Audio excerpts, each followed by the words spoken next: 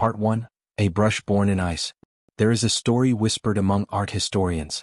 They say that in the quiet Swedish town of Mora, long after the death of Anders Zorn, people still claim to see flickers of firelight moving across the surface of Lake Siljan at night.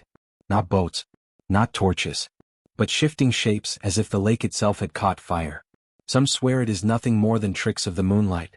But others insist it is Zorn still painting, still chasing reflections of water and flame, forever trapped in the landscapes that made him immortal. And maybe they are right. Because Anders Zorn was no ordinary painter. He was a man who took ice and water, flesh and fire, and transformed them into visions so alive that viewers felt the breath of his models, the chill of Swedish air, the warmth of candlelight. His canvases did not simply show life, they burned with it. Childhood in shadows. Anders Leonard Zorn was born in 1860, in a red wooden farmhouse in the rural heart of Sweden. He was the illegitimate son of a German brewer and a peasant woman, Grud Anna Andersdotter. His father abandoned them, leaving young Anders to grow up in poverty. This was a wound that never truly healed. Zorn carried the shame of being fatherless all his life, hiding it beneath charisma and triumph. But deep down, there was always that void, a hunger to prove himself, to be remembered, to carve his name into history with paint and passion. As a child, he was restless, obsessed with capturing the world around him. But unlike other boys, he had no toys of wealth. Instead, he found wonder in nature, the glitter of ice on branches, the swirl of water in streams, the shifting glow of firelight against the wooden walls of his home. Those humble visions would become his eternal palette. Ice, water, fire, flesh. The boy who drew with fire. At school, Anders shocked his teachers by sketching not saints or kings, but ordinary villagers. His drawings pulsed with vitality, the tired faces of farmers, the sharp eyes of fisherwomen, the heavy hands of blacksmiths. His classmates laughed at his obsession. But Zorn was undeterred. To him, these people were mythic, their lives just as heroic as the nobles of history books. At 15, his talent was undeniable. He was accepted into the Royal Swedish Academy of Fine Arts in Stockholm. For the boy from Mora, it was like stepping into another world. Chandeliers, aristocrats, salons glittering with wealth. Yet even here, he felt the shadow of his illegitimacy, the whisper of being not quite one of us. And so Zorn developed a weapon, charm. He learned how to laugh with nobles, to disarm critics, to speak softly but carry a confidence that captivated both men and women. If society would not accept the son of a peasant, Anders would force them to. He would conquer them not only with art, but with the sheer magnetism of his presence. First successes. By his 20s, Zorn had discovered watercolor, a medium most considered fragile, secondary. Yet in his hands it became electric. His watercolors shimmered with light, pulsing as if alive. Collectors took notice. By the age of 25, Zorn was already wealthy enough to travel across Europe. Paris, London, Madrid, he dazzled them all. His portraits were unlike anything the aristocracy had seen. Vibrant, immediate, not posed but alive. Where other artists painted stiff elegance, Zorn revealed warmth and raw humanity. The aristocrats who once sneered at him now begged to sit for him. But success came with whispers. Some critics accused him of being too bold, too sensual. His depictions of women, half-lit by candle, their skin glowing with warmth, shocked traditionalists. Yet these very works made him famous. The inner fire. Behind the triumphs, however, Zorn carried a storm inside. He was consumed by contradictions. On the one hand, he longed for the refinement of European salons, the recognition of kings and queens. On the other, he could never escape his roots, the simplicity of Mora, the memory of his mother's struggles, the sound of lake water against the shore. It was this duality, aristocratic grandeur and peasant earthiness, that gave his work its unique force. He could paint presidents, yet he also painted washerwomen. He could dine with kings, yet return home to capture the sweat of fishermen. And in both he found truth. Part 2. The Rise to Fame in the Shadows of Desire. A Marriage of Fire and Earth. In 1885, Anders Zorn returned to Mora with more than just fame. He returned with a wife, Emma Lamb, the granddaughter of a wealthy Jewish textile merchant in Stockholm. Emma was everything Anders was not. Refined, educated, aristocratic by birth. Yet she loved him with a fierceness that defied the gossip of high society. Their marriage was not only one of passion but of contrast. Emma brought stability, culture, and access to elite circles. Anders brought vitality, charisma, and the intoxicating energy of raw genius. Together they became a power couple, adored and envied in equal measure. But even as Anders painted presidents, kings and queens, a whisper lingered in his heart. Would he ever belong? Or was he always just the farmer's son wearing borrowed silk? The world at his feet. Paris was intoxicated by him. London adored him. In America he was treated like a star. His portraits of society's elite fetched enormous sums. He painted 3 U.S. presidents, Grover Cleveland, William Taft and Theodore Roosevelt. Each canvas was alive with character, unmasking vanity and pride, exposing humanity behind power. Critics called him the Scandinavian Sphinx, the master of flesh and firelight. His brushwork was bold, immediate, alive. Unlike other portraitists, he never suffocated his subjects with detail. Instead, he let strokes breathe, letting light itself sculpt the figure. Anders Zorn was no longer the poor boy of Mora. He was a man of the world. The temptations of fire. But genius like fire devours. Zorn's charisma made him irresistible, especially to women. Wealthy patrons whispered of his flirtations, models spoke of his intensity, and rumors circled endlessly. Emma, ever loyal, stood by his side, but even she could not extinguish the flames of his desire. He loved women, not only as lovers but as subjects. He painted them bathing in rivers, drying themselves by firelight, their bodies radiant with vitality. These works shocked many, scandalized some, but secured his reputation as a painter who dared to capture life in its rawest, most sensual truth.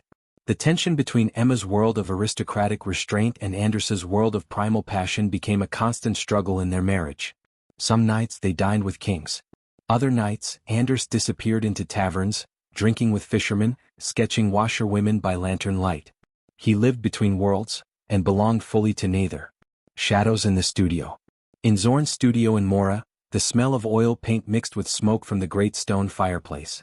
Canvases leaned against the walls, portraits of barons beside studies of barefoot villagers. His studio was not a room, it was a battlefield. Here he wrestled with himself, with light and shadow, with the fire inside him that demanded more, always more. Sometimes he painted furiously for hours, brush flying as though possessed. Other times he sat for days, staring into the flames, drowning in silence. Emma worried about these dark spells. Friends spoke of his intensity, his sudden bursts of temper, his unpredictable moods. Anders Zorn was a man of flame, and fire always threatens to consume what it illuminates. The price of greatness. By his 40s, Zorn had everything: wealth, fame, power, influence. Yet the higher he rose, the more restless he became.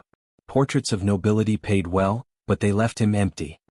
He longed for Mora, for the raw faces of peasants, for the flicker of candlelight on rough hands, for the cool reflection of moonlight on the lake. So he returned again and again to Sweden.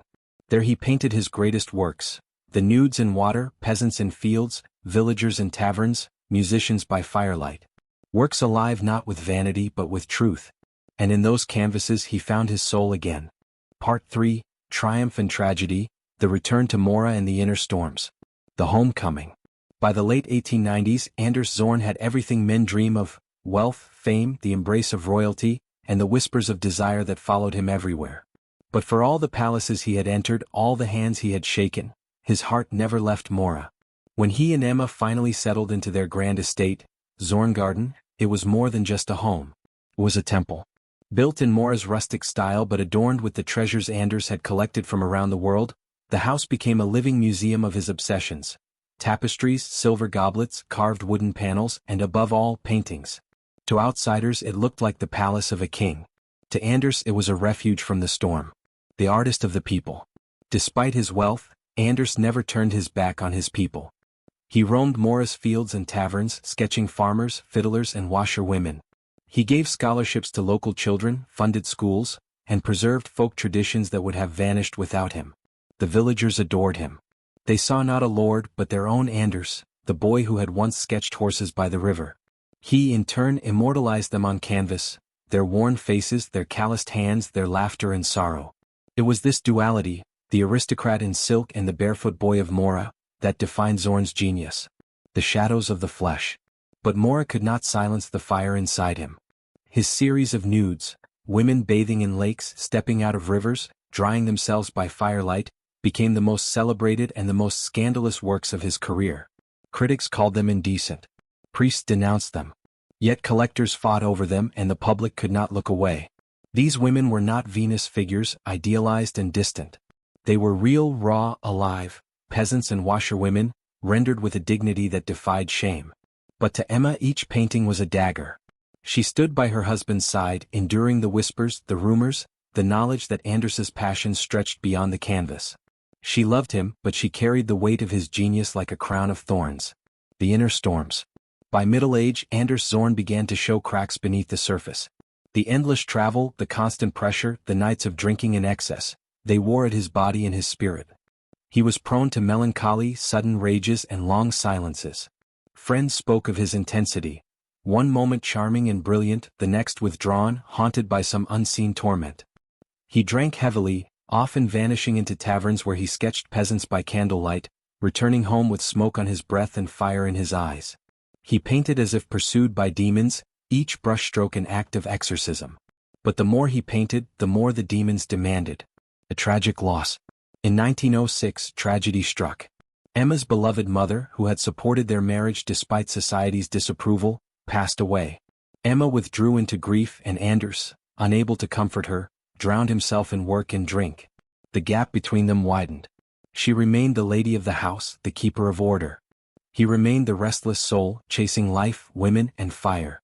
Their marriage endured, but beneath the surface, it trembled. The master's peak. And yet, even as his personal life darkened, Zorn's art reached its zenith. His portraits of peasants and his water nudes became legendary. His control of light and water, the shimmer of moonlight on ripples, the golden glow of fire on skin, was unmatched. Visitors to his studio described the air as electric. Canvases lined the walls, unfinished studies leaned in corners, and Anders moved like a storm, laughing, shouting, painting with furious speed. His hands were never still, as though he feared that if he stopped, the fire inside would consume him whole. Part 4. The Last Fires. Illness, Decline and Legacy. The Slow Erosion. By the early 1910s, Anders Zorn's body began to betray him. The hands that once commanded light and water with godlike precision now trembled. The long nights of drink, the endless hours bent over canvases, the storms of passion, all exacted their toll. He suffered from diabetes, and the illness spread through him like a shadow, dimming the fire that had burned so fiercely for decades. Yet he refused to surrender. Every morning he dragged himself into the studio at Zorngarten. He would light a lamp, stand before the canvas and paint with the same fury as before, though now each brushstroke felt like a duel with time itself. The last masterpieces. In those final years, Zorn's art grew darker, more introspective. His water nudes gave way to somber portraits, heavy with melancholy. His self-portraits revealed a face aged far beyond its years, the once handsome youth now weathered, eyes haunted, lips drawn tight against pain. But even as his strength waned, he produced works of astonishing vitality. His mastery of water, the reflection of moonlight on ripples, the shimmer of firelight across skin, remained unmatched. Visitors described him as a lion in winter, weaker, slower, yet still awe-inspiring, his very presence commanding silence. Emma's vigil. Through it all, Emma stood by his side. Their marriage had been tested by fire, by scandal, by his obsessions, by grief. Yet in those final years, it was she who carried him. She managed his affairs, shielded him from unwanted visitors, and kept the house alive with music and conversation when he could no longer leave his bed. To the world, she was the guardian of Anders Zorn's legacy. To him, she was the last anchor in a storm that had raged for a lifetime. The final days. In August 1920, the fire began to fade. Zorn, ravaged by diabetes and infection, lay in his bed at Zorngarten. Outside, Mora carried on as always. Peasants harvested fields, children played by the river, fiddlers filled the taverns with music. Inside, the greatest painter Sweden had ever known drifted between life and death. He spoke little, but when he did, his words were of water, light, and the people of his homeland.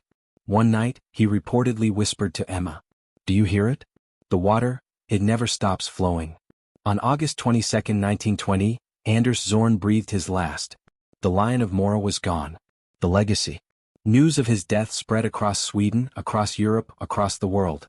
He was mourned not only as a painter, but as a cultural titan. Thousands traveled to Mora to honor him.